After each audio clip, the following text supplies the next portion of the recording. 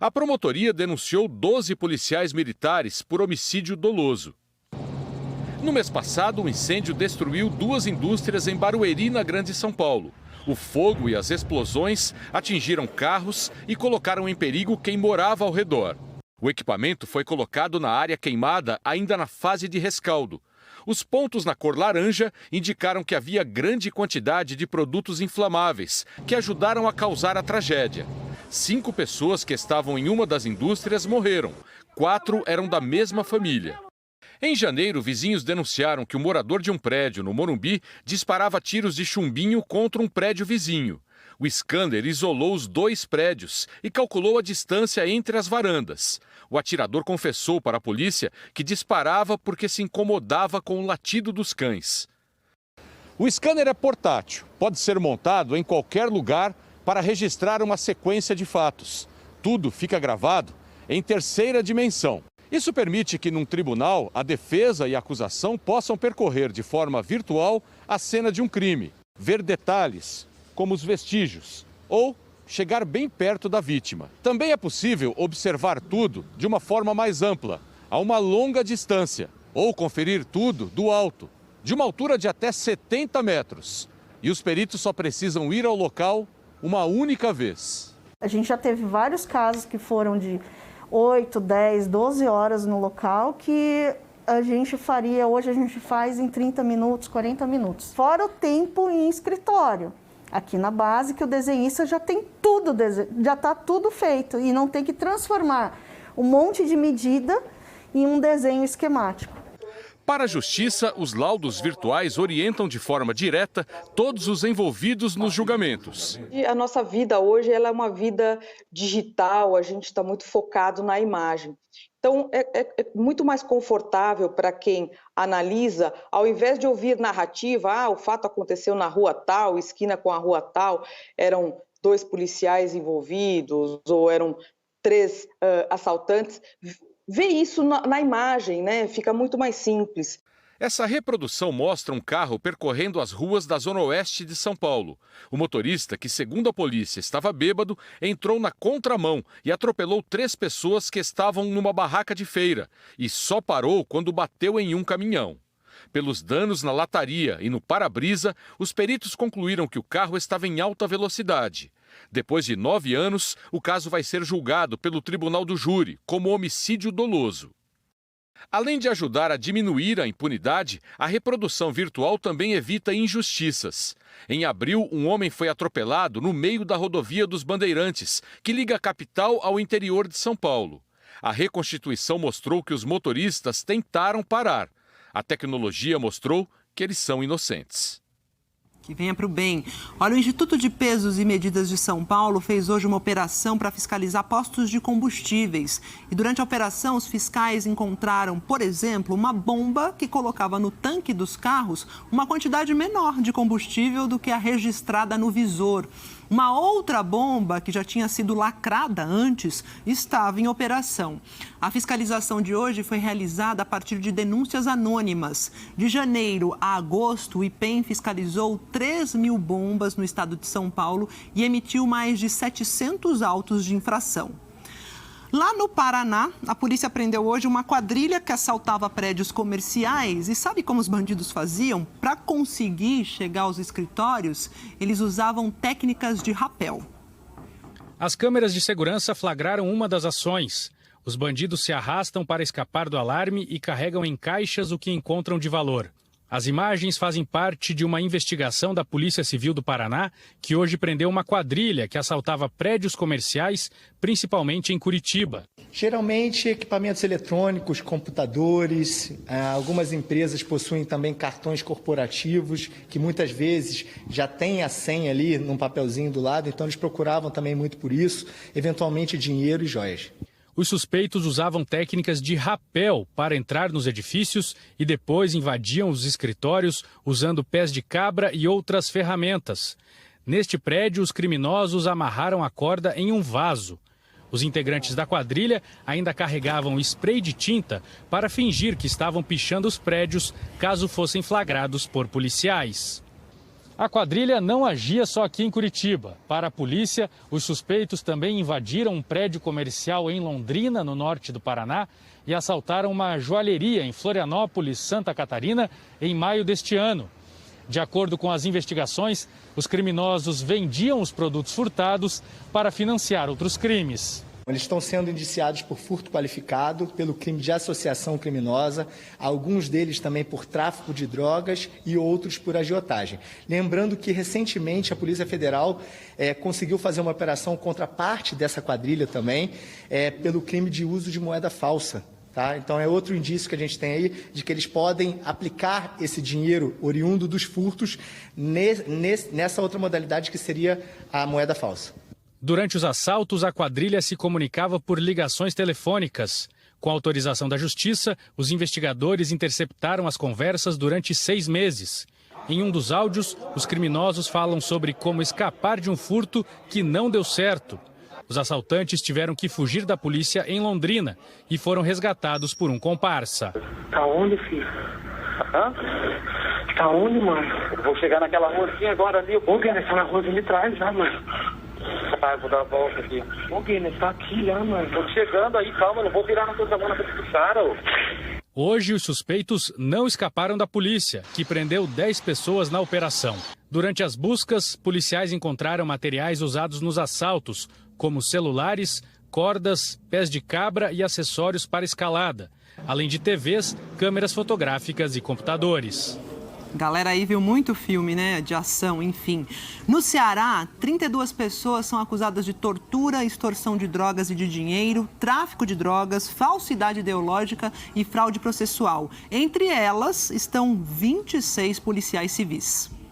A investigação do Ministério Público reuniu trocas de mensagens entre os policiais, inclusive 2 delegadas, sobre a prática de tortura durante um período de 3 anos no DENARC, a Divisão de Combate ao Tráfico de Drogas. No intuito de conseguir a droga, né, o policial ele começa a fazer a tortura com sacos plásticos e, pasmem, uma criança está presenciando tudo isso. Está dizendo que tem droga aí na casa, no trenzinho dele, mas espera aí que estamos trabalhando, garoto. Doutor, não se preocupe não, a senhora vai ver quando a gente pegar ele com o status que ele vai chegar nessa DENARC aí, se ele não vai estar olhando para baixo e se ele não vai conseguir mesmo falar. Para os promotores, além da tortura, que segundo as investigações era realizada pelos agentes com a conivência das delegadas, os policiais também praticaram crime de tráfico de drogas, ao se associar e recompensar traficantes para que eles atuassem como informantes, denunciando grupos rivais.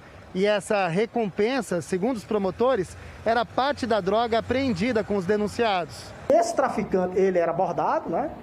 Muitas vezes se negociava, inclusive, a liberdade desse traficante. E ele passava, o traficante extorquido, passava a fazer parte do grupo criminoso. Os policiais, muitas vezes, faziam apreensão de uma quantidade X de droga, colocavam no inquérito uma quantidade bem menor e ficava com essa outra quantidade. E acabava voltando essa droga para o mercado ilícito. Esse cara que está com vocês, ele está preso e vai ser flagranteado hoje, vai ser levado para a divisão hoje.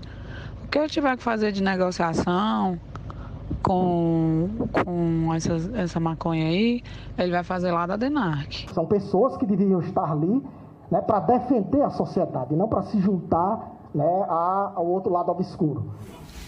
A Justiça determinou que todos os policiais suspeitos sejam afastados dos cargos e usem tornozeleira eletrônica. A Polícia Civil do Ceará afirmou que está adotando todas as medidas determinadas pelo Poder Judiciário. A Secretaria da Segurança Pública e Defesa Social do Ceará disse que não compactua com desvios de conduta de seus agentes e colabora, por meio da Coordenadoria de Inteligência, com as apurações. A assessoria jurídica da Associação dos Delegados, que representa as delegadas Patrícia Bezerra e Ana Cláudia Neri, disse que está se inteirando do processo e que tudo será devidamente esclarecido, respeitando as etapas processuais e os princípios o princípio da ampla defesa, e que respeita a decisão que determinou o uso de tornozeleira eletrônica, mas entende que é absolutamente desnecessário, já que os fatos em apuração são de anos atrás. Aqui em São Paulo, a polícia fez hoje uma operação para prender suspeitos de roubos de celulares. A operação mobilizou mais de 1.000 policiais e guardas civis que foram às ruas atrás de suspeitos de roubar principalmente celulares. São 113 mandados de prisão. A polícia também esteve em locais que revendem e desmontam aparelhos. Durante a operação, um homem que, segundo a polícia, estava com arma e drogas, foi preso e levado para essa delegacia da zona sul da cidade de São Paulo. Na capital paulista, os casos de roubo em geral dispararam em agosto. Foram mais de 11.000 casos, um crescimento de 23% em relação ao mesmo mês no ano passado. No mesmo período, os furtos cresceram 41%. Os celulares são os objetos mais cobiçados pelos criminosos. Entre roubos e furtos, quase 95.000 aparelhos foram tirados das vítimas só nos 7 primeiros meses do ano na cidade. São 18 aparelhos por hora. É como se o celular fosse a nova carteira. Além do aparelho, o que atrai os criminosos é a chance de conseguir informações pessoais e financeiras das vítimas. As vidas das pessoas estão dentro dos celulares. Isso significa que os contatos pessoais delas estão lá e, o mais importante, os aplicativos dos bancos. Ou seja, quando se furta ou quando se rouba um celular, o criminoso muitas vezes consegue inclusive ter acesso a bancos e a conseguir tirar vultosas quantias da pessoa que é vítima. A ação costuma ser rápida. Muitas vezes as vítimas são rendidas no meio da rua, como aconteceu com esse rapaz que foi assaltado em um ponto de ônibus na semana passada. Os bandidos obrigaram o jovem a se deitar no chão. Em alguns casos, o crime acaba em tragédia. No começo do mês, o comerciante Leonardo Iwamura, de 42 anos, foi morto durante um arrastão em um bairro de prédios de luxo. Um dos suspeitos, um adolescente, foi apreendido depois que a polícia conseguiu rastrear um dos celulares roubados. O pesquisador Rafael Alcadipani, do Fórum Brasileiro de Segurança Pública, defende o reforço do policiamento preventivo para coibir esse tipo de crime. É muito importante que a Polícia Civil esteja, assim, em cima dessas quadrilhas, desmantelando essas quadrilhas. Um segundo aspecto é que a gente precisa ter uma atuação mais forte da Polícia Preventiva, da Polícia Militar, nos lugares onde esse tipo de incidência de furto é muito grande. A gente precisa ter uma presença mais forte da Polícia Militar para evitar esse tipo de crime, esse tipo de furto, esse tipo de roubo. E nos casos de acesso a dados bancários, a Febraban tem dito que o principal objetivo das instituições financeiras, dos bancos, é reforçar a comunicação sobre procedimentos que o consumidor deve ter para bloquear a conta e a senha depois do furto ou do roubo do celular. A gente lembra aqui que os especialistas sempre orientam as pessoas a não guardarem informações pessoais e muito menos as senhas nos aparelhos. E outra operação está investigando um suposto esquema bilionário de fraudes tributárias em 6 estados e no Distrito Federal. Isabela Leite já chega junto aqui para falar mais sobre essa operação para a gente. Oi, Isa, boa tarde. Oi, Maju, ótima tarde para você também, a todos que nos assistem. Até agora já foi confirmado um prejuízo de 678 milhões de reais. Mas, segundo os investigadores, esse esquema, essa fraude, pode atingir um prejuízo de 4 bilhões de reais, envolvendo o ramo de reciclagem e também produção de alumínio. Essa investigação começou há pouco mais de 2 anos, em 2018, e uma das empresas investigadas, inclusive, já havia sido autuada pela Receita Federal sobre as irregularidades, mas ao invés de corrigir os erros, continuou praticando crimes. Hoje foram cumpridos 56 mandados de busca e apreensão em 6 estados mais o Distrito Federal. Em São Paulo, os agentes estiveram em um pátio de uma das empresas investigadas e no Rio de Janeiro também em um ferro velho que estaria envolvido nesse esquema. 2 pessoas também foram presas em Guarulhos, na Grande São Paulo, porque tentaram destruir provas. Segundo a investigação, esse esquema e esses empresários, eles lucravam 2 vezes, porque não pagavam impostos, porque usavam empresas de fachada para desmascarar, na verdade, para iludir a fiscalização, e também conseguiam ser mais competitivos no mercado, porque ofereciam preços mais baixos. Vamos ver o que disseram os investigadores da Receita Federal e também da PF. Com os créditos gerados ilicitamente da fraude tributária, eles conseguiam um preço mais competitivo no mercado e, com isso, acabavam criando um monopólio desse setor comercial. Esses 4 bilhões de impostos que não foram recolhidos nesses últimos anos está fazendo falta nos nossos hospitais, nas nossas escolas, nos nossos auxílios que a gente faz, Bolsa Família.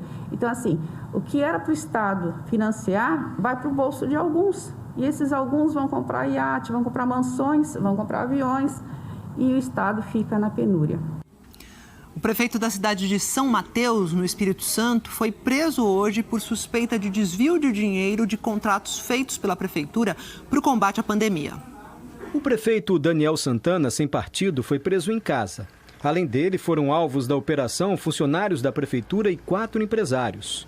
Todos também foram presos no começo da manhã. São acusados de participar de um esquema de corrupção em contratos de limpeza pública, podas de árvore e até de compra de merenda e cesta básica, que foram financiados pelo governo federal para ajudar no enfrentamento à pandemia de Covid. Um jogo de cartas marcadas. Assim, a Polícia Federal classifica esse esquema de corrupção. De acordo com a denúncia, empresários se uniram para combinar orçamentos de produtos e serviços que eram contratados pela prefeitura. Os orçamentos tinham valores acima do mercado. Funcionários da prefeitura ligados ao esquema aceitavam os orçamentos. Em troca, recebiam propina, quase sempre em dinheiro vivo. Hoje, na casa do prefeito, a polícia apreendeu joias e R$400 mil em dinheiro. Em uma empresa, foram R$300 mil. Com autorização da Justiça, a polícia quebrou o sigilo telefônico dos suspeitos. Numa das conversas gravadas, uma funcionária da prefeitura estaria combinando com o gerente de um banco um depósito proveniente de pagamento superfaturado. Você fez o depósito? Não, é tipo assim, receber depósito. Qual o valor que é? Não, era tudo. Mas se o valor for de 10 mil, a gente atende aqui dentro. O Marcelo pega lá fora e traz aqui pra dentro. Uhum. Então eu vou estar indo aí. Aí é só chegar na porta, né? Só chegar na porta lá. Segundo a investigação, para ocultar a propina, o dinheiro ia para empresas do prefeito, mas que ficavam em nome de laranjas. Um desses laranjas falou que assinava muitos papéis sem saber exatamente o que era. De repente eu estou numa jogada que eu nem sei, para tanta coisa que assina papel. Semana passada foi 2 vezes que dei folha aí. Um homem que trabalhava como auxiliar de carvoaria e morava nessa casa também é apontado como laranja. A Polícia Federal já tinha feito outras operações em São Mateus, o que deixou pessoas que trabalhavam na prefeitura preocupadas, como mostra essa outra gravação. Pelo amor de Deus, eles pegaram o servidor da prefeitura. Eles pegaram o servidor, João, eles vão ter acesso a tudo. Se eles pegaram o servidor geral, não vai escapar ninguém, amor. Eles vão fazer um pente fino. Recursos que deveriam ser aplicados no combate à pandemia de Covid-19 foram apropriados por essa organização criminosa. O valor dos contratos da prefeitura com as empresas investigadas ultrapassa R$43,5 milhões. Os acusados podem responder por corrupção, lavagem de dinheiro e organização criminosa. A gente procurou a defesa do prefeito Daniel Santana. A assessoria dele disse apenas que o município vai se manifestar quando tiver acesso aos autos do processo. Vamos lá agora ver os dados da pandemia. Aqui o levantamento do consórcio de imprensa que é feito com as secretarias de saúde de cada estado. Em 24 horas, o Brasil registrou 218 mortes. São 594.702 vítimas desde o começo da pandemia e 15.092 novos casos foram confirmados de domingo para segunda-feira. Total de casos, 21.364.489. Média de casos agora é de 18.588 por dia, uma alta de 23%. Média de mortes está em 524 por dia, 1% a mais em 2 semanas, então aqui dentro da estabilidade. No mapa agora, a situação pelos estados brasileiros, 7 e o Distrito Federal estão com alta na média de mortes, maior alta no Acre, 1.800%, aí esse crescimento que a gente vê é a comparação com 14 dias atrás. A média no Acre está em 3 mortes por dia. Em estabilidade, a gente tem 7 estados e 12 estados tiveram queda. Vamos para Pernambuco? Pernambuco entra hoje para a lista de estados que permitiram a retomada do público em eventos esportivos, inclusive nos estádios de futebol. O Lucas de Sena está lá na Arena de Pernambuco, conta pra gente tudo como é que vai ser essa retomada por aí, cheia de cuidado, cheia de cautela, né, Lucas? Bem-vindo, boa tarde. Boa tarde, Maju. Boa tarde a todos e todas que nos acompanham do outro lado da tela. É muito bom trazer essa notícia aqui no Jornal Hoje. O governo do estado de Pernambuco liberou a volta do torcedor aos estádios. Já tem mais de 1 ano e meio que a torcida não comparece aos jogos aqui em Pernambuco. Apenas 2.500 ingressos foram colocados à venda para o jogo entre Náutico e CRB pela Série B do Brasileirão, aqui na Arena de Pernambuco, que fica na região metropolitana do Recife, na cidade de São Lourenço da Mata. Coincidentemente, o Náutico foi o último clube aqui do estado a receber torcida no estádio. Foi em março do ano passado, contra o Fortaleza pela Copa do Nordeste. Agora, o torcedor que vier para cá vai ter que seguir uma série de protocolos do governo do estado, com o objetivo de evitar a disseminação do coronavírus. Apenas 2.500 ingressos foram colocados à venda, 2 setores apenas do estádio vão estar liberados, o setor leste e o oeste. A Arena de Pernambuco tem capacidade para 46 mil pessoas. Todo mundo que vier para cá tem que estar vacinado. Quem só tomou uma dose da vacina até agora precisa apresentar o exame RT-PCR negativo. Dentro da Arena de Pernambuco, uso obrigatório da máscara e também o distanciamento social entre as pessoas. Para evitar aglomerações, vai ter orientadores do Náutico nas arquibancadas. Essa volta do público é uma notícia muito esperada. Todo mundo quer ver como vai ser a festa da torcida, mas é bom lembrar que a pandemia não acabou, então é preciso seguir todos os protocolos, porque o governo vai estar de olho para também avaliar uma possível liberação maior de torcida no futuro próximo. Um abraço, Maju. Abraço, Lucas. É isso aí, passaporte sanitário, teste de Covid para quem tomou sua primeira dose, máscara e distanciamento dentro do estádio. Valeu. Olha, a Fiocruz concluiu a produção dos primeiros lotes brasileiros do IFA, que é aquele ingrediente farmacêutico ativo para a produção da vacina de Oxford AstraZeneca. Esses lotes têm que passar por testes que são rigorosos, de controle de qualidade, antes de entrar na produção das doses contra a Covid. A produção dos primeiros lotes de pré-validação do IFA feito no Brasil foi concluída ontem, segundo a Fundação Oswaldo Cruz. Agora, o IFA Nacional vai passar por uma série rigorosa de testes de controle de qualidade no Instituto Biomanguinhos. Em seguida, o insumo vai ser encaminhado para a etapa de processamento final do imunizante. O Brasil tem importado o ingrediente farmacêutico ativo, o IFA, que é fundamental para produzir as vacinas contra a Covid-19. Quando há atrasos na chegada desse insumo do exterior, a produção aqui fica comprometida. Este mês, a Fiocruz suspendeu a distribuição da vacina Oxford AstraZeneca por 2 semanas. A produção parou por falta de matéria-prima, que não chegou da China no prazo esperado. Rio e São Paulo, por exemplo, aplicaram a Pfizer para suprir a segunda dose do imunizante da Fiocruz. Por isso, a importância de ter um IFA nacional. A Fiocruz divulgou que depois de passar pelas etapas de produção, controle de qualidade e registro, as doses da vacina contra a Covid-19 produzidas com IFA nacional devem começar a ser entregues ainda no último trimestre de 2021. Estão em produção mais 2 lotes de uma segunda etapa para a fabricação do IFA nacional. Um está na fase de biorreação, quando as células são infectadas pelo vírus para que ele se multiplique, e o outro na etapa de expansão celular, quando as células são multiplicadas em meio de cultivo. Os imunizantes produzidos pela Fundação vão ser comparados à AstraZeneca para garantir a segurança do material e confirmar que os resultados obtidos em Biomanguinhos são similares. No final, os produtos vão passar pela análise da Agência Nacional de Vigilância Sanitária para registro. Goiânia incorporou a primeira dose da vacina contra a Covid ao calendário regular de vacinação. Então, agora, quem tem mais de 18 anos e precisa se imunizar, encontra vacina em todos os postos. A Giovana Dourado está chegando aqui para conversar com a gente, contar mais sobre essa vacina incorporada à rotina do município, né? Boa tarde, Giovana.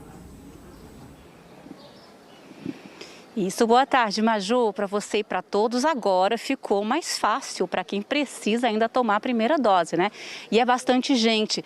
Cerca de 150 mil pessoas aqui na capital ainda não apareceram para tomar a primeira dose da vacina que protege contra a Covid-19 nos postos de vacinação aqui em Goiânia. A Prefeitura acredita que algumas dessas pessoas já podem ter se vacinado em outras cidades e por isso não apareceram no sistema aqui do município. Mas também tinha muita gente que reclamava da distância dos pontos de vacinação. Então, agora, para reforçar o atendimento, a saúde incorporou a vacina da Covid-19 como rotina nas salas de vacinação dos postinhos de saúde. O que isso significa? A partir de agora, todas as 50 unidades que têm a sala de vacinação podem atender quem precisa tomar a primeira dose. Isso vale para quem tem 18 anos ou mais e não faz parte daqueles grupos prioritários. Esses grupos ainda precisam fazer o agendamento. A gente está em uma dessas unidades de saúde, na Vila Redenção, região sul aqui de Goiânia, que não oferecia essa vacina antes e a partir de agora passa a atender quem mora aqui mais perto e precisa tomar a primeira dose. Movimentação bem tranquila nesse momento e essa movimentação normal ainda também de todo o atendimento no posto de saúde.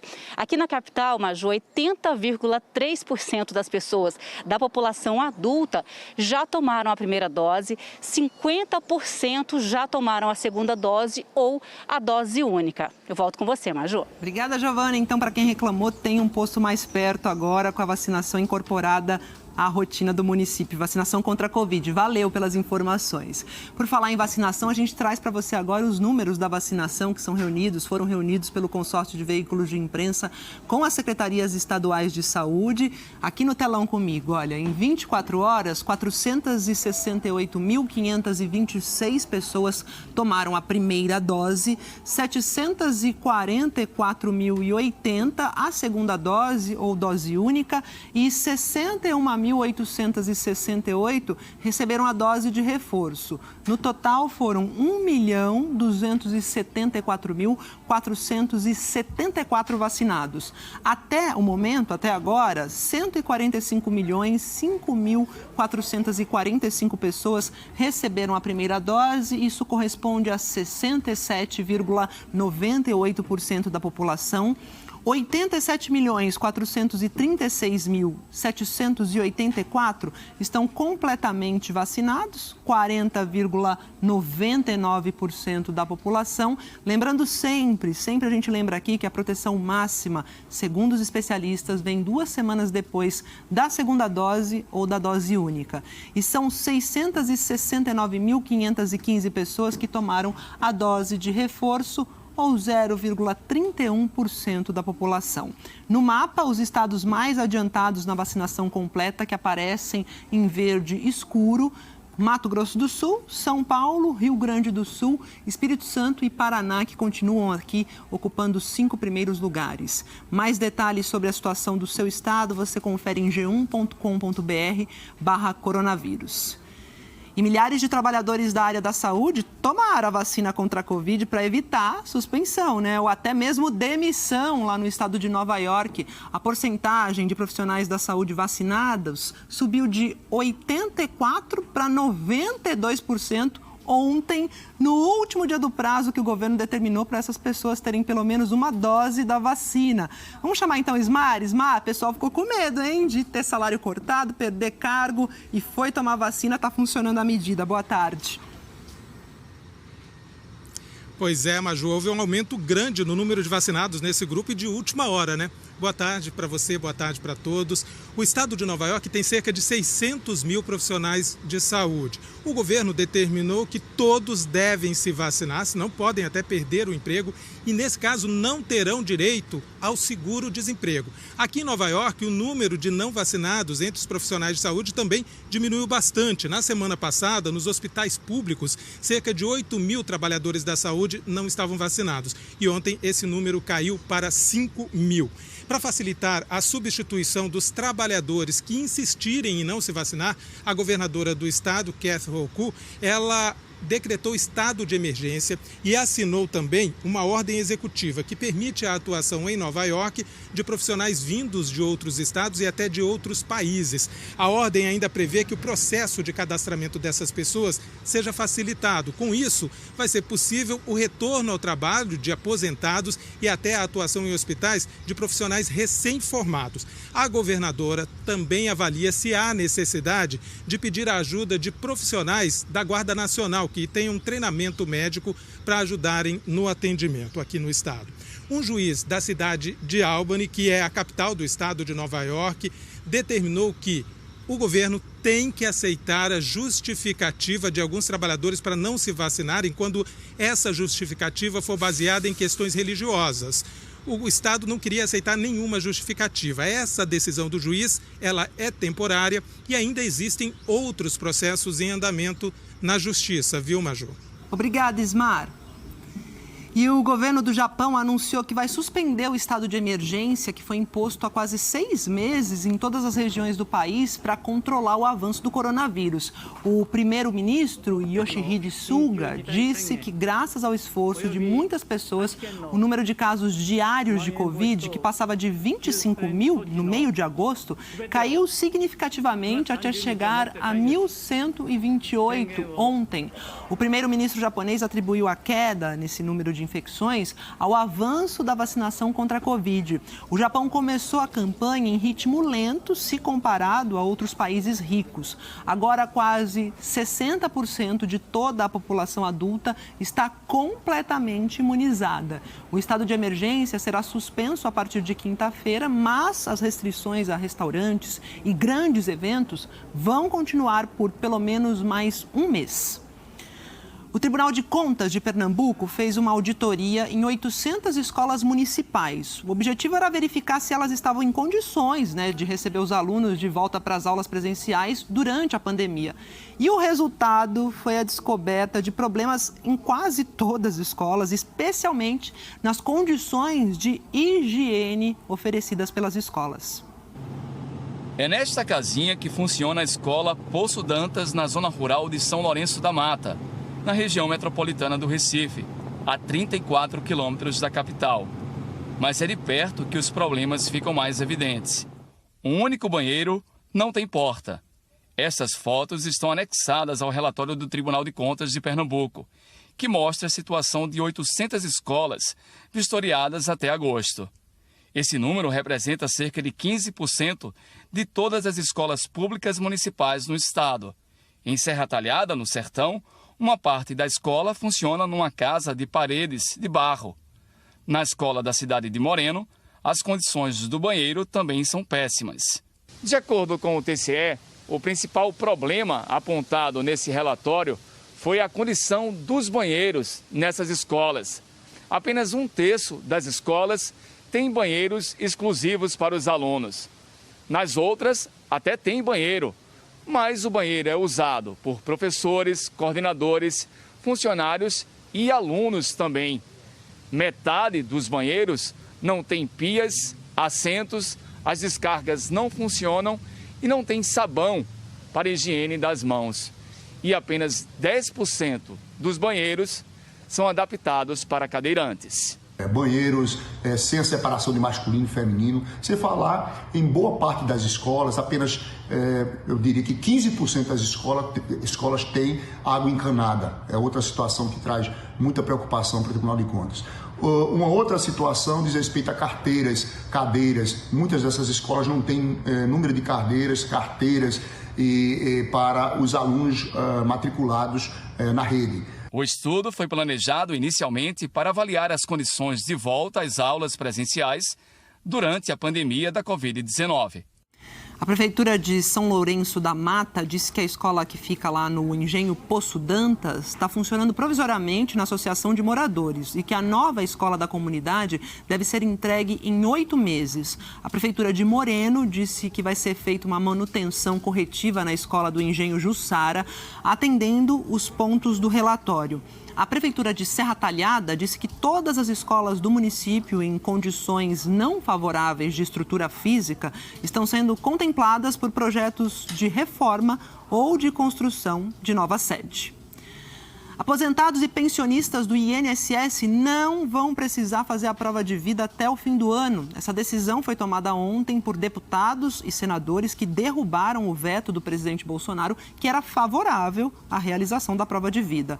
Essa prova de vida é feita todo ano pelo segurado para evitar fraudes e pagamentos indevidos de benefícios. Ela foi suspensa no ano passado por causa da pandemia e retomada em junho deste ano, depois que o presidente Bolsonaro vetou o dispositivo da lei que permitia a paralisação. Agora, com a derrubada do veto, o dispositivo vai para a promulgação. E em uma outra mudança aprovada ontem à noite, os deputados aprovaram uma mudança na Lei de Diretrizes Orçamentárias que vai abrir caminho para o benefício que vai substituir o Bolsa Família. Esse texto autoriza o governo a contar com projetos ainda não aprovados, então autoriza o governo a contar com projetos ainda não aprovados para conseguir os recursos necessários. O governo enviou o projeto para o Congresso em julho, com o objetivo de encontrar saídas para a implementação ainda este ano do Auxílio Brasil, o programa que vai substituir o Bolsa Família. O projeto altera a LDO, a Lei de Diretrizes Orçamentárias, permitindo que propostas que estão sendo discutidas no Congresso, mas que ainda não foram aprovadas, sejam consideradas como fontes de financiamento de programas de transferência de renda. O texto foi votado em plenário, sem passar pela Comissão Mista de Orçamento.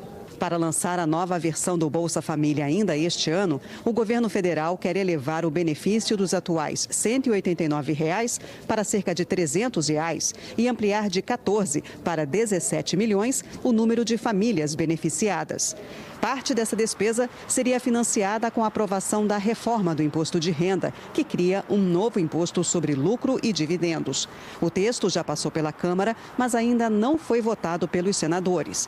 O líder da minoria no Congresso, deputado Arlindo Quinalha, do PT, chamou de artifício a mudança na LDO. Nós não podemos fazer aposta num projeto que não se sustenta. E por que não se sustenta? Porque se apoia num projeto de lei que está para ser votado no Senado Federal, mas não foi. O relator da proposta, deputado Juscelino Filho, do Democratas, disse que com a votação, o Congresso estava traçando apenas uma diretriz e que ele confia na aprovação da reforma do imposto de renda como fonte de recursos para o Auxílio Brasil. Há uma expectativa gigante da sociedade brasileira para que a partir de novembro, assim que seja paralisado o pagamento do auxílio emergencial, o Congresso Nacional já tem apreciado todas essas medidas legislativas que vão viabilizar os recursos necessários para a implementação desse programa. O consultor de orçamento da Câmara, Ricardo Volpi, afirma que o ideal seria ter a fonte da receita antes da criação da despesa, mas que a flexibilização da LDO, por si só, não constitui uma irregularidade fiscal. Se não tiver uma fonte, se não aprovar o imposto, ou se o governo gastar sem a fonte. Aí ele está ferindo tanto a Constituição quanto a Lei de Responsabilidade Fiscal. É na hora da execução que o governo vai ter que ter plenamente as condições fiscais aprovadas, no caso específico, imposto de renda. Mas, ao contrário dele, o economista Felipe Salto, do Instituto Fiscal Independente, disse que contar com algo que ainda não foi aprovado fere a Lei de Responsabilidade Fiscal. No ditado popular, melhor um pássaro na mão do que dois voando. O que está se propondo com esse projeto de lei é vender dois pássaros voando para financiar um gasto líquido e certo. Esse é o problema central. Aumentar despesas que vão ficar para sempre, usando de uma contabilidade criativa. A medida é, de fato, um golpe na responsabilidade fiscal, no espírito da responsabilidade fiscal. Para entrar em vigor, o projeto ainda precisa ser sancionado pelo presidente Jair Bolsonaro. Câmara e Senado vão promulgar agora à tarde a proposta de emenda constitucional que traz mudanças nas regras eleitorais. Entre as mudanças que já valem para as eleições do ano que vem estão deputados federais, estaduais, distritais e vereadores que saírem do partido pelo qual tenham sido eleitos não perderão o mandato se a legenda concordar com a saída. E os votos dados a mulheres e pessoas negras eleitas para a Câmara dos Deputados nas eleições de 2022 a 2030 vão valer em dobro para a distribuição dos recursos do fundo eleitoral entre os partidos. Atualmente, a distribuição dos recursos é feita, em primeiro lugar, de acordo com a representatividade que o partido tinha conquistado na Câmara na eleição anterior. E depois leva-se em consideração o número de deputadas e deputados eleitos por cada um desses partidos para fazer o rateio. Para a cientista política da FGV, Lara Mesquita, os votos de mulheres e pessoas negras em dobro para a distribuição de recursos é a mudança mais importante, mas é preciso saber como eles serão usados.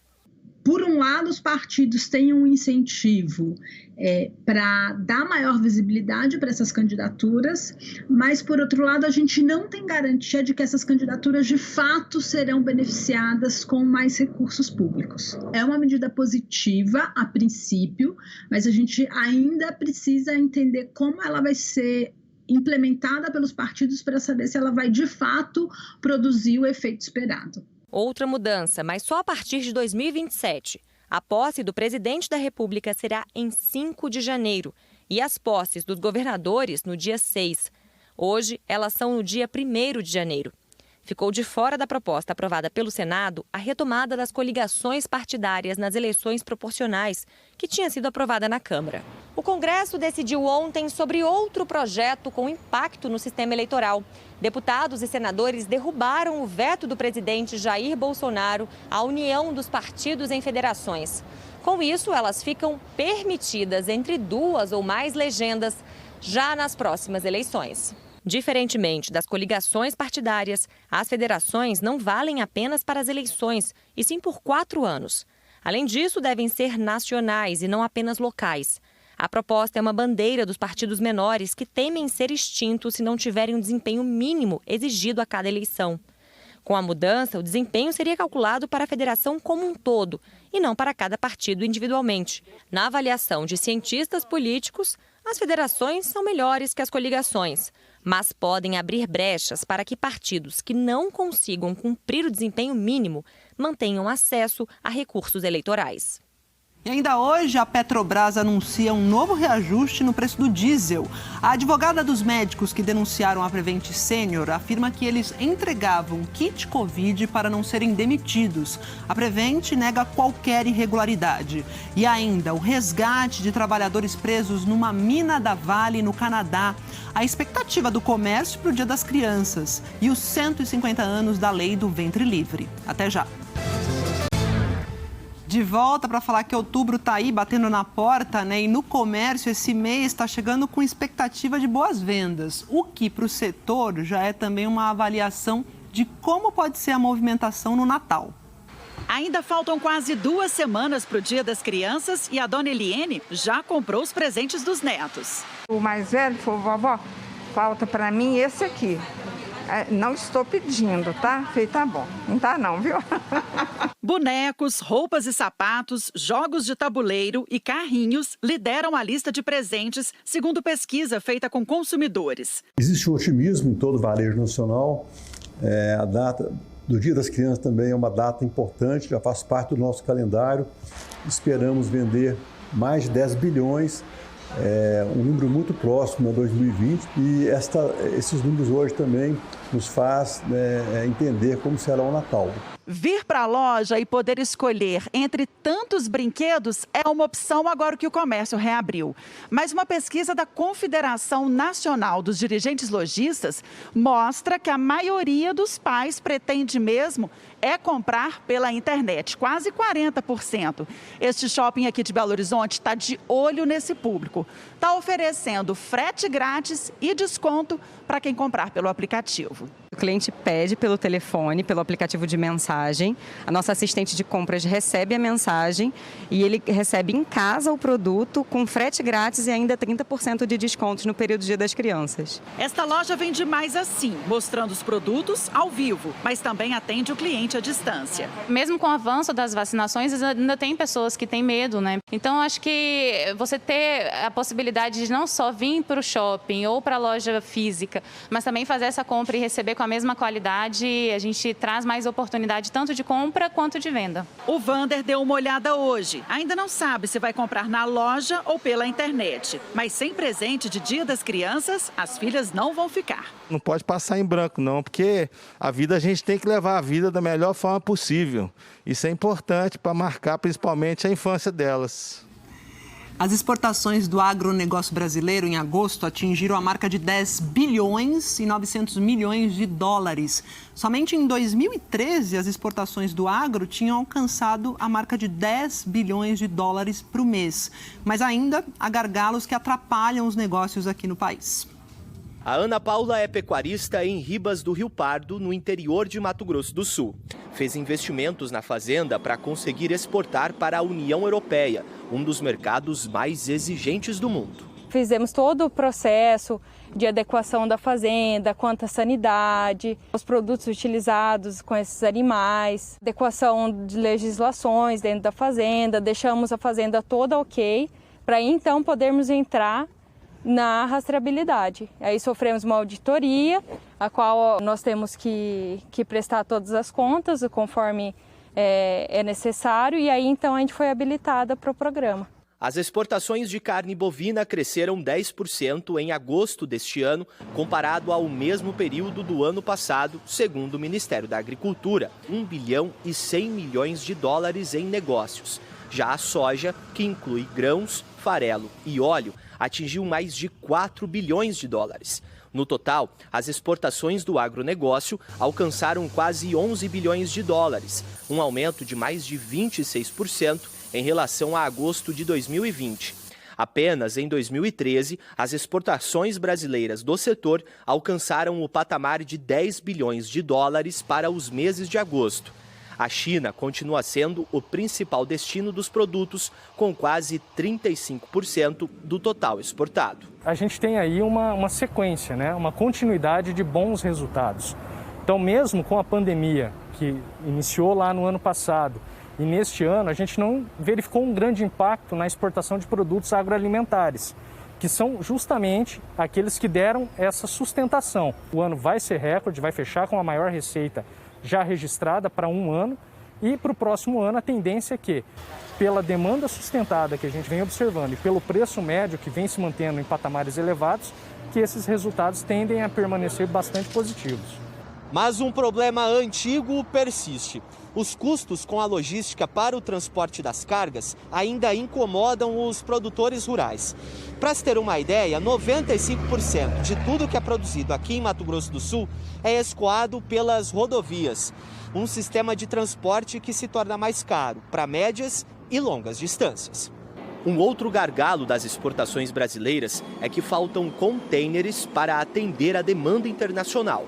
O aumento do comércio para determinados países de determinados produtos também prejudicou essa questão logística do comércio internacional. A expectativa dos especialistas, que a gente está acompanhando, é que isso só se normalize para começo de 2022. Segundo a Confederação da Agricultura e Pecuária, apesar dos bons números das exportações, ainda é necessário aumentar a oferta de outros produtos para mais países. Com acordos comerciais, a gente tem que promover uma abertura, o Brasil tem que se abrir mais para melhorar essa questão dessas barreiras tarifárias. É claro que quando você abre, você tem que abrir nas duas vias, você tem que abrir para exportar e você tem que abrir para importar. E esse é um processo que o Brasil tem que caminhar rapidamente. Na Inglaterra, o exército está a postos para ajudar a resolver uma crise de abastecimento que provocou filas enormes nos postos de combustível pelo 4º dia seguido. Vamos para Londres, então, falar com a nossa correspondente Cecília Malan para saber qual a expectativa para resolver esse problema em comum, porque faltam caminhoneiros e sobram filas. A gente está vendo uma fila aí num posto atrás de você, Cecília. Boa tarde, bem-vinda.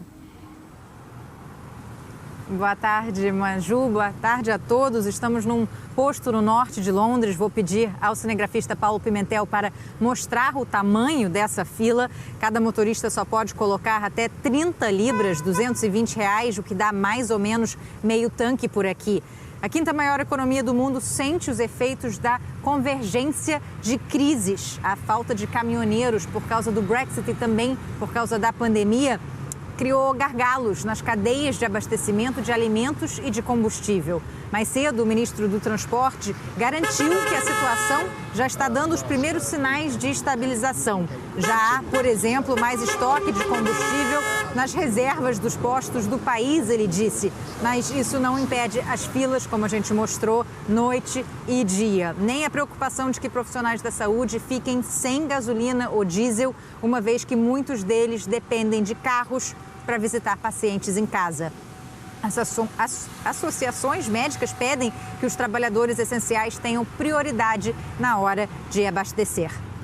Como você disse, Maju, o Exército foi colocado de prontidão, mas mesmo assim, na prática, não tem muito que os militares possam fazer para resolver o desabastecimento. E 150 motoristas de caminhões-tanque foram convocados às pressas, o que não cobre o déficit de 1.000 caminhoneiros desse tipo de veículo. Mas o governo britânico não quer ser acusado de inércia e, por isso, Maju está tomando essas medidas de curto prazo. Muito caro.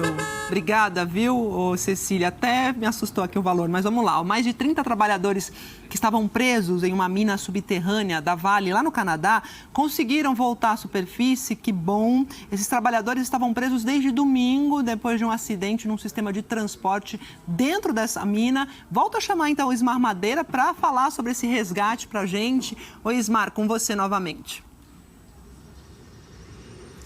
Pois é, imagina a situação, né, Maju? A Vale informou agora há pouco que 33 desses mineiros já foram retirados desde a madrugada de hoje. Ainda faltam 6. Como você disse, esses trabalhadores, eles ficaram presos lá na parte subterrânea da mina desde domingo. Ao todo, 39 deles. Eles estão saindo usando uma passagem alternativa por meio de escadarias. Nenhum deles é brasileiro e não há informação de que alguém tenha ficado ferido. A chamada Totem foi inaugurada em fevereiro de 2014, com a previsão de ter cerca de 200 empregados durante 20 anos de extração de cobre, níquel e metais preciosos. Ela fica no norte da província de Ontário e foi a primeira na bacia de Sudbury em mais de 40 anos. No momento do acidente, os trabalhadores estavam a uma profundidade entre 900 e 1.200 metros. O acidente foi no sistema de transporte, um tipo de elevador conhecido como gaiola, que carrega trabalhadores e também equipamentos num compartimento na parte de baixo. A porta-voz da empresa explicou que uma peça grande de um equipamento se soltou, danificando o eixo do elevador, que parou de funcionar. Segundo a Vale, os trabalhadores foram para um refúgio dentro da mina, onde puderam continuar se comunicando com a empresa. E lá eles também tiveram comida e alimentos. Segundo a Vale, os trabalhadores que já foram retirados e estão na superfície estão saudáveis e ansiosos para voltar para casa, claro, né, Maju? E os outros 6 que ainda estão lá devem ser retirados ainda hoje. Essa é a expectativa da empresa. A peça que se soltou e provocou o acidente era uma parte de uma escavadeira, uma peça muito grande, paralisou, como a gente viu aí, o elevador e felizmente ninguém ficou ferido. Quando a gente vê o que aconteceu agora lá no Canadá, não tem como a gente não se lembrar de outro acidente que aconteceu em 2010 no Chile, na mina de São José. E 33 mineiros naquela época ficaram presos lá no subterrâneo durante 69 dias, o que causou uma comoção mundial. Felizmente, dessa vez no Canadá, os mineiros estão sendo resgatados de uma forma bem mais rápida, né, Maju? Pois é, 69 dias no Chile, agora 3, acho que dias, né? Agora aqui. Que bom que eles voltem para casa com saúde e bem recuperados. Obrigada, viu, Ismar? E na Alemanha foi realizada hoje uma audiência com a empresa Tuvisud, que foi responsável por atestar a segurança da barragem da Vale em Brumadinho. Foi essa barragem que se rompeu no dia 25 de janeiro de 2019, matando 270 pessoas. A prefeitura de Brumadinho e os parentes das vítimas entraram com um pedido de indenização na Alemanha, porque é lá onde fica a sede da Tuvisud.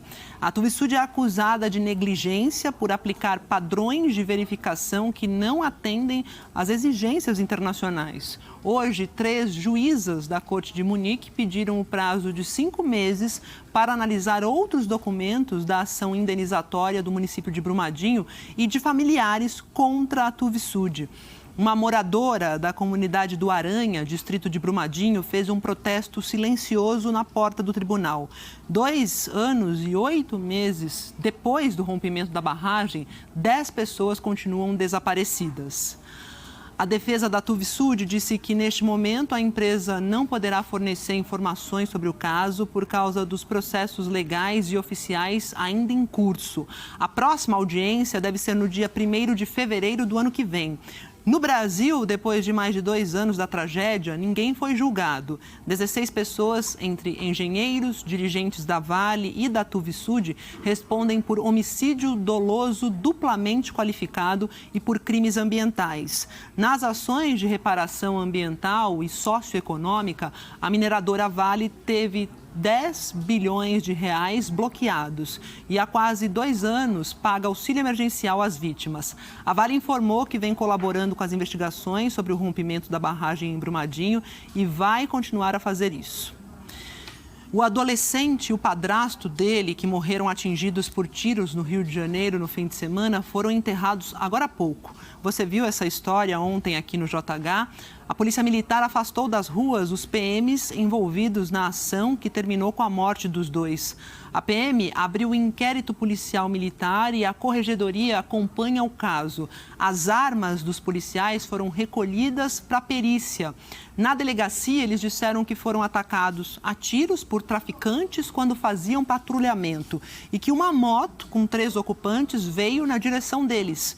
O último ocupante da moto, segundo os PMs, parecia estar com um fuzil apontado para eles. O Samuel Vicente, de 17 anos, e o padrasto dele, o William Vasconcelos, morreram baleados. A namorada do Samuel, a Camille Polinário, ficou ferida. No fim do depoimento, os PMs afirmaram que a arma que estaria com o Samuel era, na verdade, uma pistola. A família nega essa versão e diz que houve execução. No enterro, parentes e amigos de Samuel e de William levaram faixas e cartazes pedindo paz e justiça.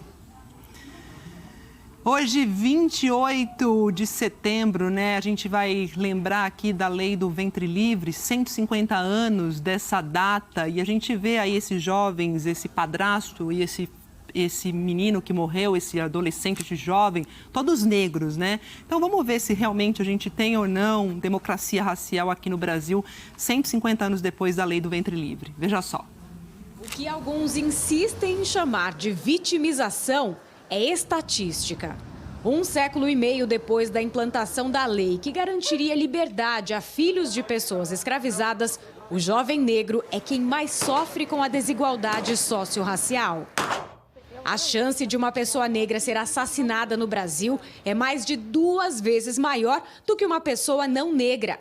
A taxa de homicídios por 100 mil habitantes negros em 2019 foi de 29,2, enquanto a soma de amarelos, brancos e indígenas foi de 11,2, de acordo com o Atlas da Violência.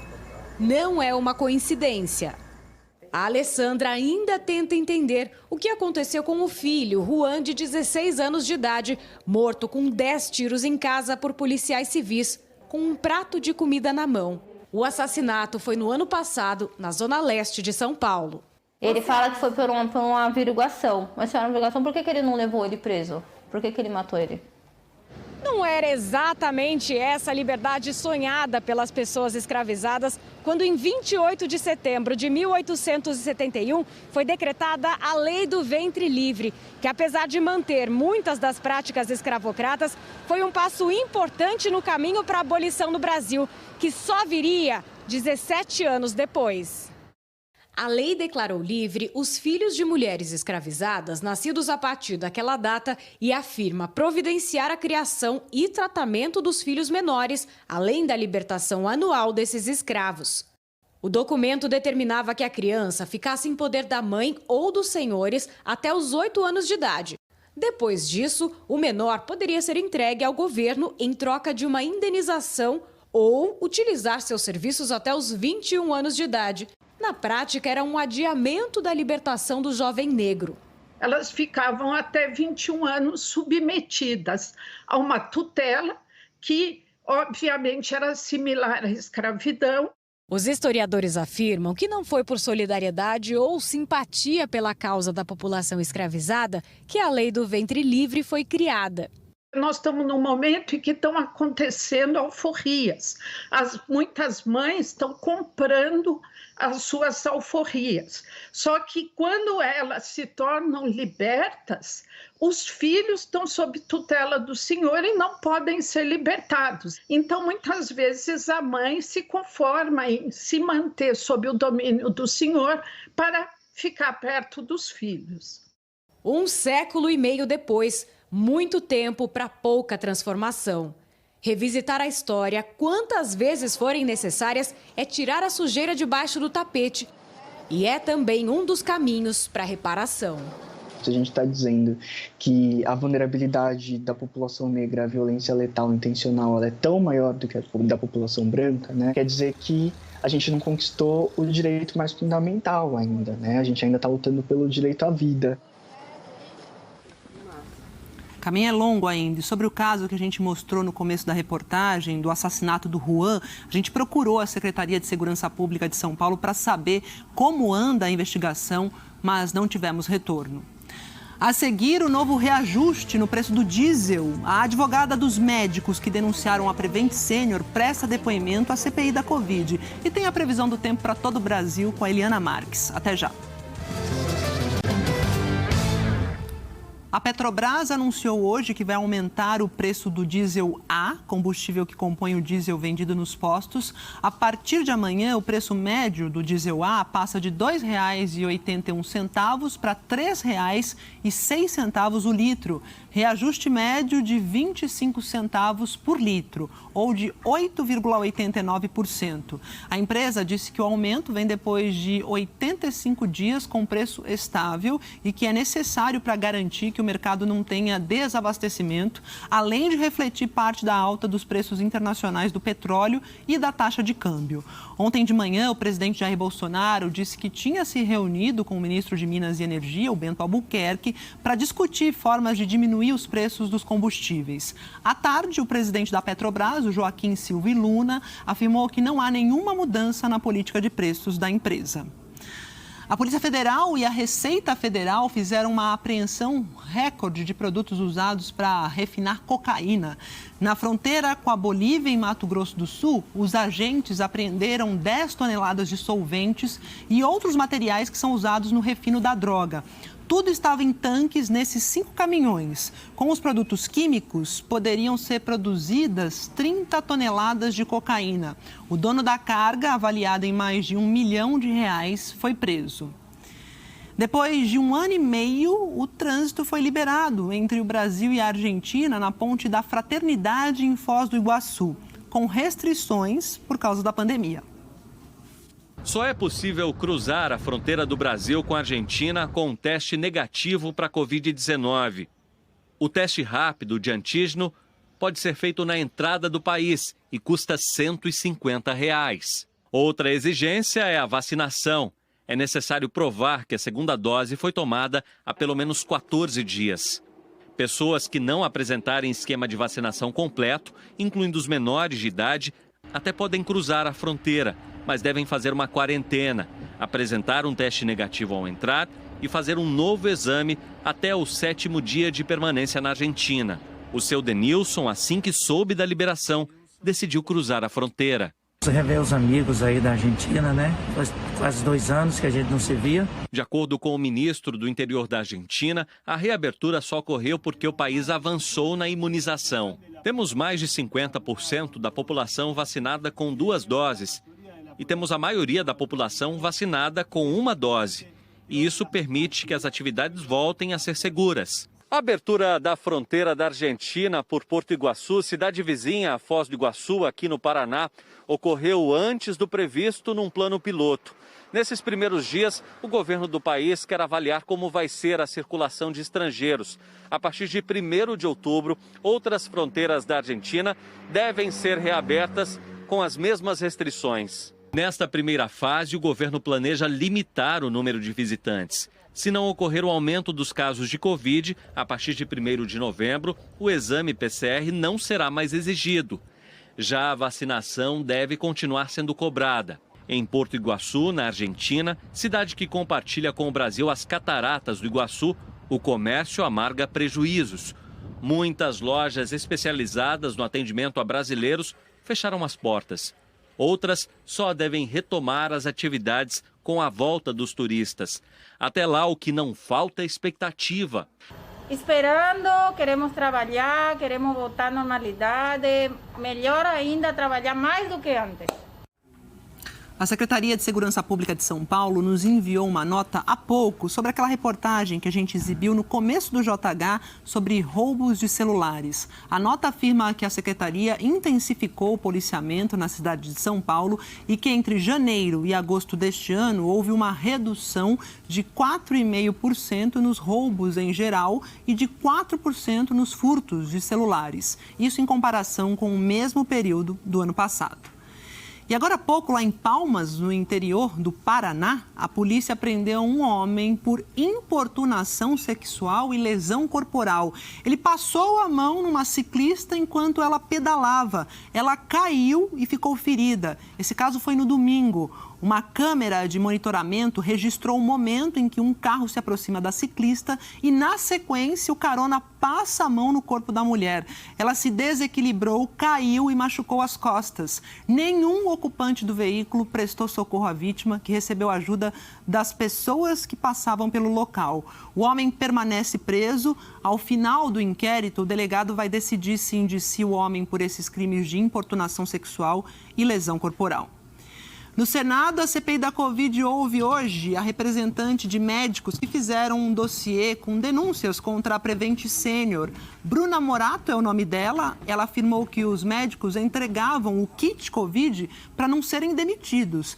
A Prevent Senior tem negado todas essas denúncias. Raquel Honorato está acompanhando a CPI e traz para a gente as informações. Oi, Raquel, boa tarde. Oi, Maju, boa tarde a você, boa tarde para todo mundo que está assistindo a gente. Foi a própria advogada Bruna Morato que pediu para depor a CPI depois da fala, na semana passada, do diretor executivo da Prevent Senior, Pedro Batista. Em depoimento à comissão, ele afirmou que o sistema da Prevent foi invadido e que esse dossiê elaborado pelos médicos e apresentado pela advogada Bruna Morato, ele foi feito com base em dados que foram manipulados, dados alterados. Só que ele disse no depoimento, no entanto, ele confirmou que a empresa modificava o código de diagnóstico de Covid da ficha dos pacientes após 14 a 21 dias de internação. E aí a CPI apura, claro, se houve uma ocultação da causa da morte de pacientes. Hoje aqui, durante o depoimento, a advogada Bruna Morato, que representa os médicos da Prevent Senior, ela afirmou em diversos momentos que os médicos não tinham autonomia e que as ordens partiam da direção. Ela disse que recebeu relatos pavorosos dos médicos e afirmou que tem provas dessa falta de autonomia que obrigava os médicos a oferecerem medicamentos do chamado kit Covid, que são remédios sem eficácia contra a Covid-19. A advogada Bruna Morato representa 12 médicos que eram funcionários da Prevent Senior e fizeram uma série de denúncias de irregularidades cometidas pela empresa durante a pandemia da Covid-19. Ela disse que o dossiê tem mais de 10 mil páginas.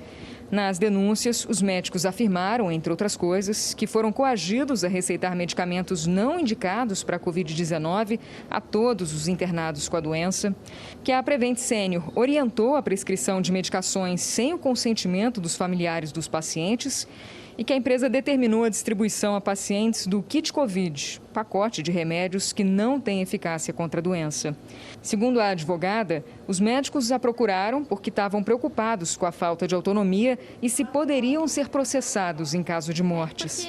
Quando você tem um kit que vem lacrado, com instruções de uso pré-prontas, eu não tenho condições de falar para o meu cliente que ele está exercendo a profissão de forma autônoma. E aí os médicos, pelo menos a explicação que me deram, os plantonistas, eles pegavam o kit, eles entregavam ao paciente e diziam ao paciente, olha, eu preciso te dar, porque se eu não te entregar esse kit, eu posso ser demitido. Mas eu te oriento, se você for tomar alguma coisa daqui, tome só as proteínas ou só as vitaminas, porque os outros medicamentos, além de não terem eficácia, eles são muito perigosos para aquele público em específico. Bruna Morato disse que recebeu os primeiros médicos em março do ano passado. Eles reclamavam da falta de EPIs, equipamentos de proteção individual. Depois, o problema, segundo a advogada, passou a ser a obrigatoriedade do uso de medicamentos do chamado kit Covid.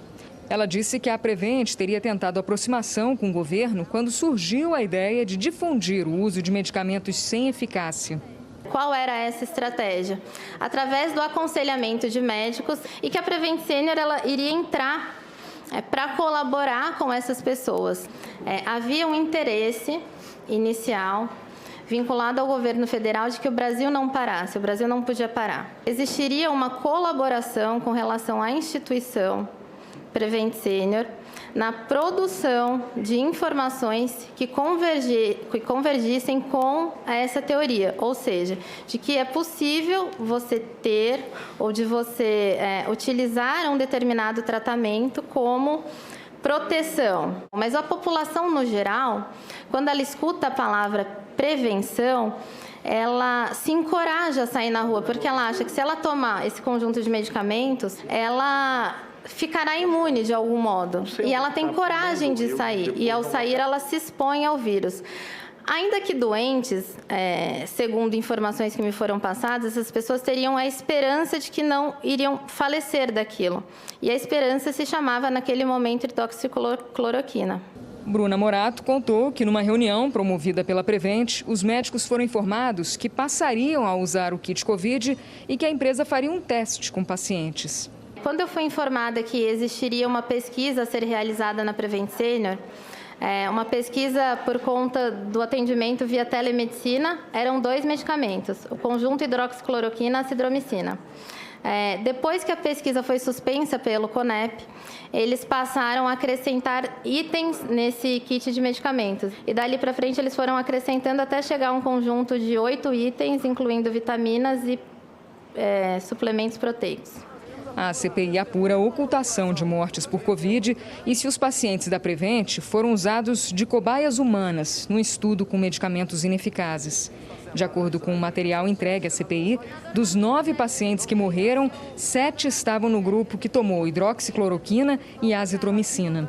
De acordo com a advogada, os pacientes assinavam o termo de consentimento do kit Covid sem saber que estavam participando de um tratamento com remédio sem eficácia. O termo de consentimento para o tratamento, ele era genérico, ele não falava especificamente no tratamento precoce ou da hidroxicloroquina? Era um termo genérico. Era um termo absolutamente genérico. Era um termo genérico. Não tratava disso, tanto, né? O disponível no hospital, como aquele que era disponibilizado via mensagem de SMS em que o paciente dava um ok. Muitos pacientes não liam. Isso é muito importante. Bruna Morato disse que, ao fazer o estudo, a Prevent Senior pretendia reduzir custos com a internação de pacientes. Era uma estratégia para redução de custos, uma vez que é muito mais barato para a operadora de saúde disponibilizar determinados medicamentos do que efetivamente fazer a internação daqueles pacientes que usariam aquele conjunto de medicamentos. Isso é muito grave. A informação que a gente tem é que, pelo telefone, ele já mandava o kit para casa. Sim. A gente procurou a Prevent Senior sobre as denúncias feitas hoje na CPI da Covid, mas não tivemos resposta. Na semana passada, a Prevent Senior divulgou uma nota em que repudia o que chamou de denúncias sistemáticas e mentirosas levadas anonimamente à CPI da Covid e à imprensa por um suposto grupo de médicos. A empresa afirmou que pediu uma investigação à Procuradoria-Geral da República, que antes de o caso vir a público, a advogada que representa esses médicos insinuou que, se fizessem um acordo, as denúncias não seriam encaminhadas à CPI e que, diante da estranheza da abordagem, tomará todas as medidas judiciais para esclarecer os fatos e reparar sua imagem. Vamos voltar então a falar com a Raquel Honorato para saber quais são os próximos passos das investigações.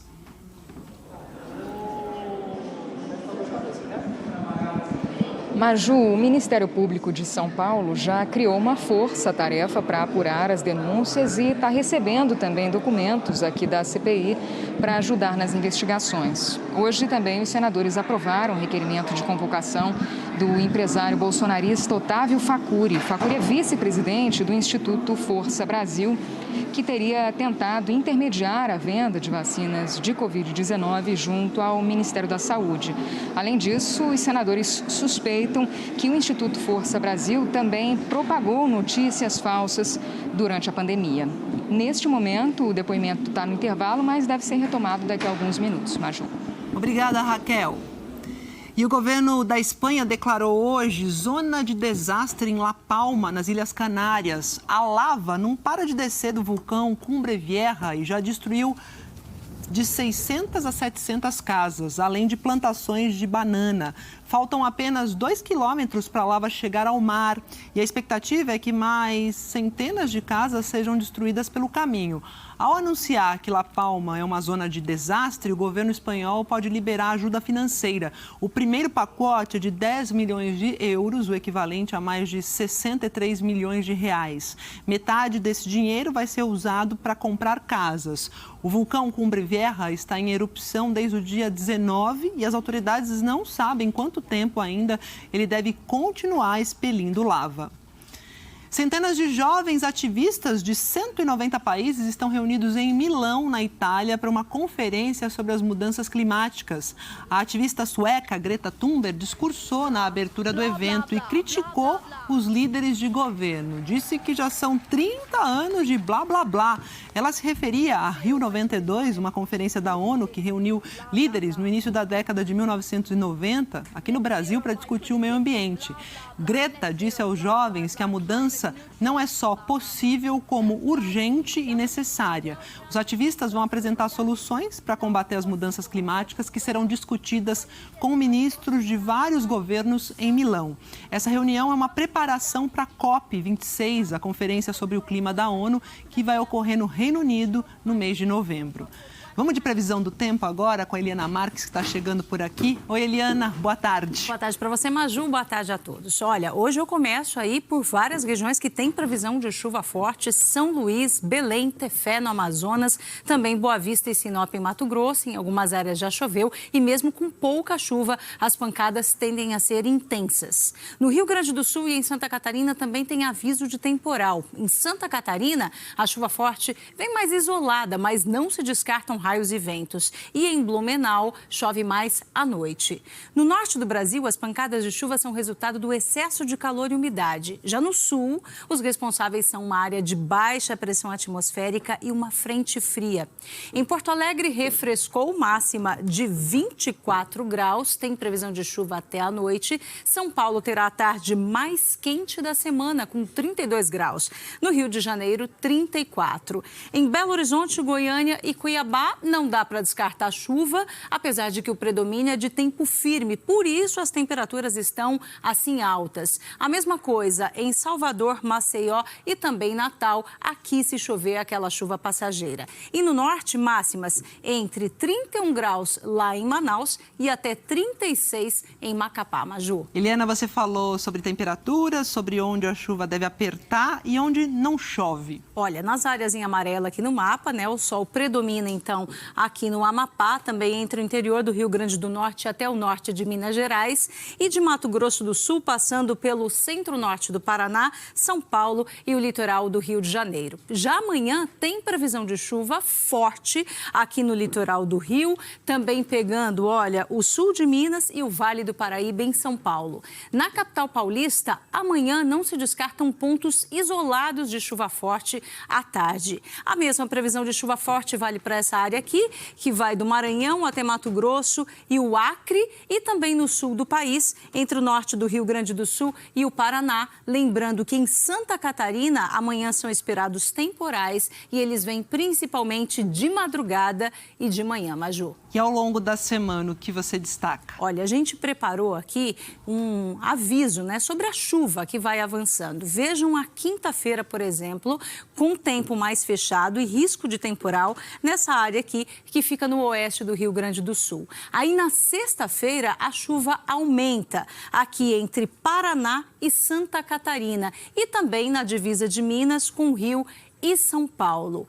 Em Florianópolis e Curitiba, uma boa chuva amanhã, olha, 15 milímetros em Florianópolis, também em Curitiba. Aí na sexta-feira, ou melhor, na quinta-feira a chuva diminui nas duas cidades e na sexta-feira aumenta de novo, 20 milímetros em Floripa e também em Curitiba. E nesse vai e vem da chuva, as temperaturas não disparam, ficam amenas nos próximos dias. Olha, entre 23 e 22 graus em Floripa e entre 24 e 20 graus em Curitiba. Aqui em São Paulo e no Rio também vai dar uma refrescada a partir de quinta-feira, Maju. Então a gente confere. Obrigada, Eliana. Até amanhã.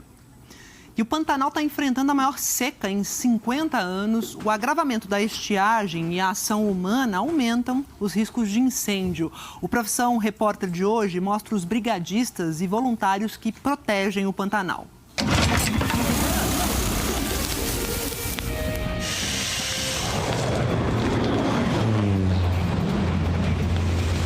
É um trabalhinho de formiga, cara. É muito louco. Todo mundo, vamos puxar a mangueira aí, minha gente. Você fuma? Não. Então já tá fumando. Gancho, tem a serpente aqui queimando. Uma sucuri chegando no nosso quarto. E a Carla vai deixar ela no nosso box. Lá na frente, lá na frente. O lugar é visitado por turistas do mundo inteiro, que passam dias aguardando para observar os animais. Hoje, depois de Verdades Secretas, no Profissão Repórter. É isso, obrigada pela companhia. A JH vai ficando por aqui. Você acompanha outras notícias no Jornal Nacional. Amanhã o JH começa mais cedo, à 13h, horário de Brasília. Então a gente te espera aqui, 13h amanhã. Boa tarde, até mais.